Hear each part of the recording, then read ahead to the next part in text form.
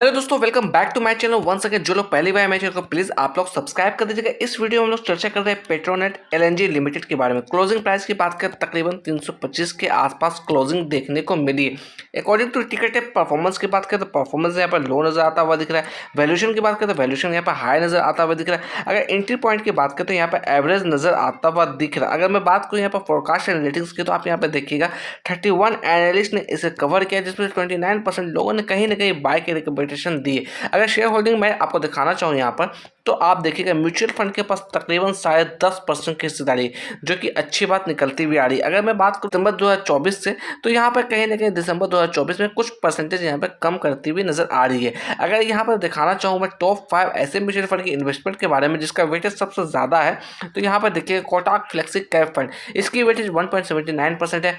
SBI energy opportunities की बात करें इसकी वेटेज 4.38% है।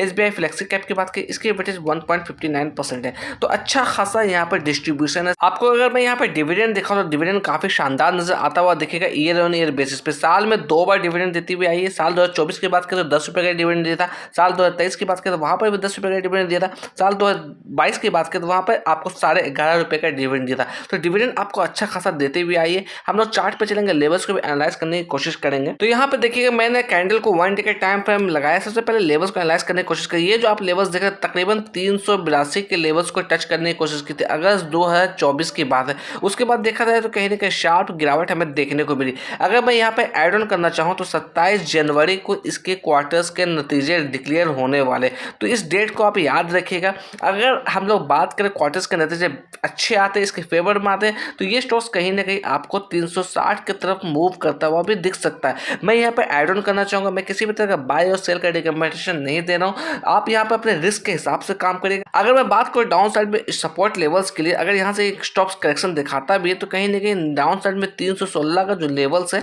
ये एक अच्छा सपोर्ट का लेवल्स यहाँ पर नजर आता हुआ दिख रहा है। अगर 316 के लेवल्स को ब्रेकडाउन देता है तो फिर कहीं ना कहीं 308 का जो लेवल्स है ये एक अच्छा सपोर्ट यहाँ पे होता हुआ दिख सकता है। तो होपफुली क्वार्टर्स के नतीजे अच्छे आते हैं तो यहाँ से अपसाइड का मूव देखने को मिलेगा। अगर आप लॉन्ग टर्म का इसके अंदर व्यू रखते हैं तो वेल एंड गुड है, क्योंकि आपने देख लिया डिविडेंड आपको बहुत बेहतरीन देता हुआ ये आ रहा है ईयर ऑन ईयर बेसिस पे। अगर हम लोग बात करें इसके अंदर तो साल 2023 तो साल 2024 के अंदर अच्छी खासी मूवमेंट इसने दिखाई थी। अगर मैं बात करूँ इसके अंदर लास्ट ट्रेडिंग सेशन के वॉल्यूम की तो लगभग 16 लाख की वॉल्यूम देखने को मिली, जो कि अच्छे नंबर्स नजर आती हुई दिख रही है। अगर डिलीवरी ऑफ परसेंटेज की बात करें तकरीबन 53.25% की डिलीवरी देखने को मिली है। अगर मैं बात करूँ ये स्टॉक्स अपने 50 DMA के नीचे ट्रेड करता हुआ दिख रहा है। अगर मैं 50 DMA की वैल्यू की बात करूँ इसकी वैल्यू तकरीबन निकलती हुई आ रही है 334। अगर मैं बात करूँ 200 डे की मूविंग एवरेज की तो 200 डे की मूविंग एवरेज की वैल्यू की बात करें तकरीबन इसकी वैल्यू निकलती हुई आ रही है 322। तो अगर प्राइस फोरकास्ट की बात करो तो ये ट्रेडिंग व्यू की तरफ से फोरकास्टिंग है। मेरी तरफ से किसी भी तरह का टिप्स या बाय या सेल का रिकमेंडेशन नहीं है।